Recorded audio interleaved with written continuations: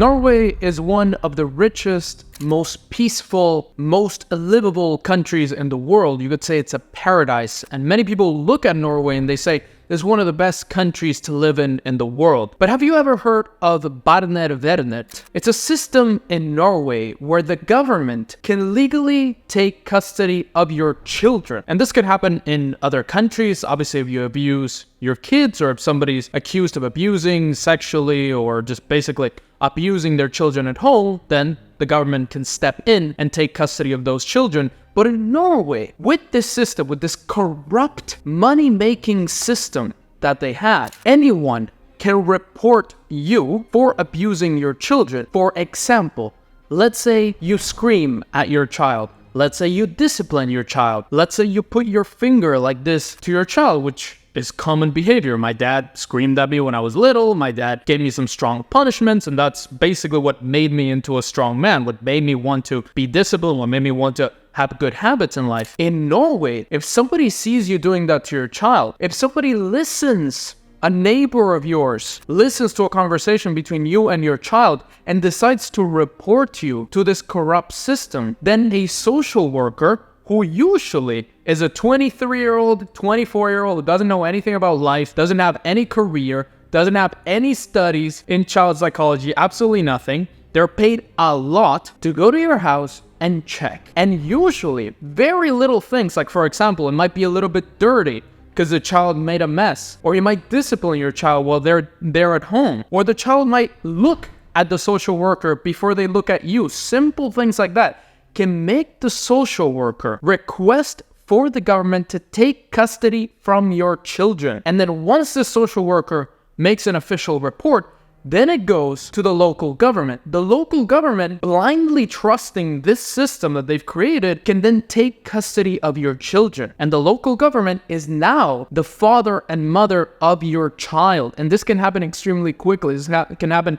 in a couple of days or weeks. And there's currently 40 cases in the European Court of Human Rights against this system because it's parents that didn't do anything wrong. They were not sexually abusing their children. They were just disciplining their children. Or in some cases, which are really stupid cases, for example, the child is bullied in school and the school blames the parents for the child being bullied at school, not dealing with the bullying. They blame the parents, and then the state can actually take custody of that child because they're being bullied because the parents aren't doing a good enough job.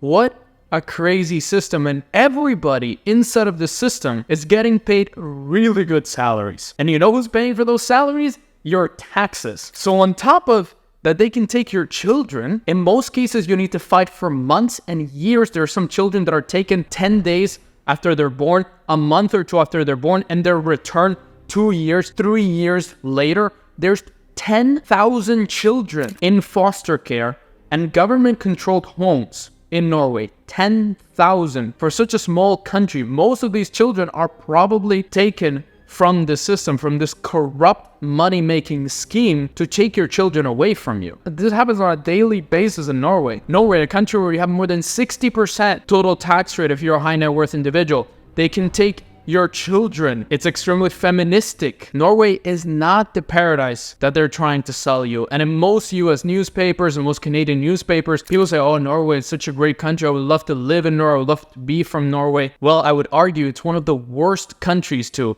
raise a family, to pay taxes in, because now they have wealth taxes. Norway's 65 richest families all moved to Switzerland once they increased wealth taxes. The richest Norwegian families and businesses need to pay a wealth tax, and they all said, we don't really need to be in Norway. Let's go to Switzerland. Most of them moved to Switzerland. They moved to other countries in the European Union. Some of them got residency and citizenship in other countries. Overall, Norway is not this paradise that they're trying to sell you. There is a dark reality. There is a dark side. So if you're looking for the best countries around the world, forget about Scandinavia. If you love your money, if you love your children, if you love your family, and if you want to teach your children your values. Now, with the direction of other countries around the world, like the US, Canada, UK, and so on, I see them going in this direction. I see them copying the direction of Norway and installing some sort of dystopian system like this that already has existed for many years in Norway. Who can say that the US will not implement such a system? That there will be a money-making scheme of people making a lot of money, judges, social workers that are not trained properly, that can go to your house and take custody of your children. That's what the government really wants to do. By 2030 and beyond, the government wants to own your children. Just like in Norway. They don't want you to have custody of your children.